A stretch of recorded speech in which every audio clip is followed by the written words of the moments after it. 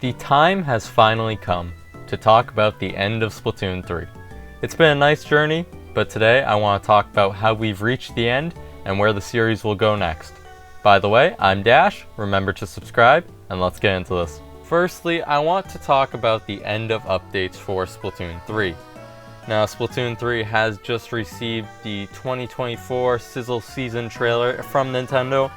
In the trailer, we see one new map, which is just like the fresh season, but no other season before that had one map. They all had two maps. In the season, we also see new weapons for the Stringer class and the Splatana class, which on Twitter, Nintendo has revealed the kits for, and they said that this season, the new Splatana and new Stringer would be getting two kits at once, which is something we have never seen.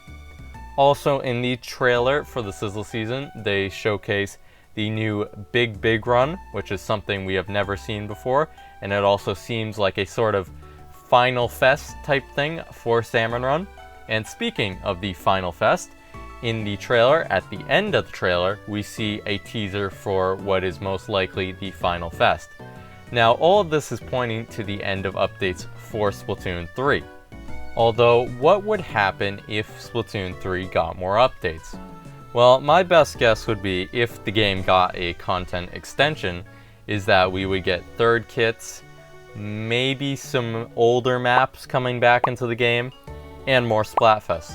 Now, I'm guessing this would happen just because the other two games in the Splatoon series have had this happen, so it would make sense that the third game in the series gets third kits and more Splatfests, because the other games in the series have.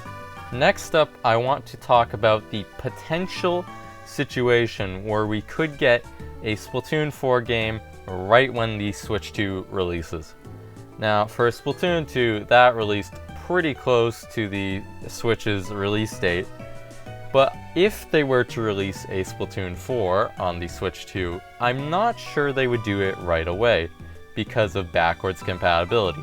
Now, there's been a lot of rumors about backwards compatibility being on the Switch 2, maybe it's not on the Switch 2, no one really knows.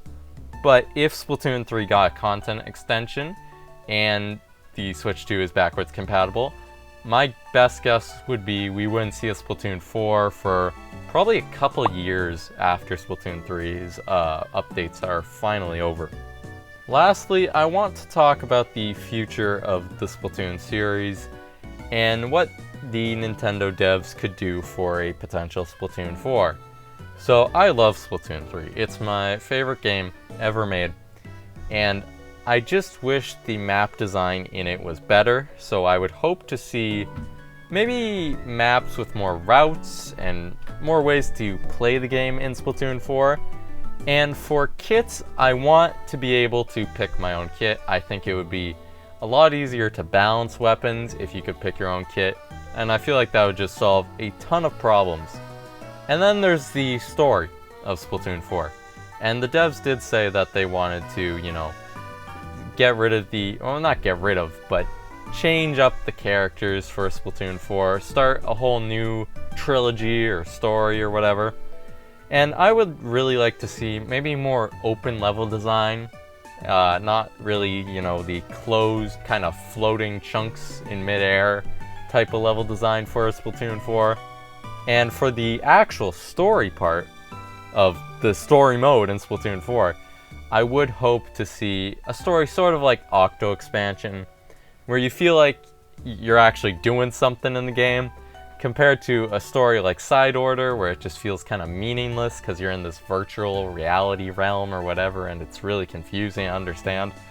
So that's just what I would hope for in a Splatoon 4, but who knows? I just hope the series continues being great. No matter what happens to the Splatoon series, I will always love it. And I do hope in the future we see more updates for Splatoon 3, and if not that, I hope Splatoon 4 is on the horizon. But if you like this video, check out this one right here on screen, and I will see you next time.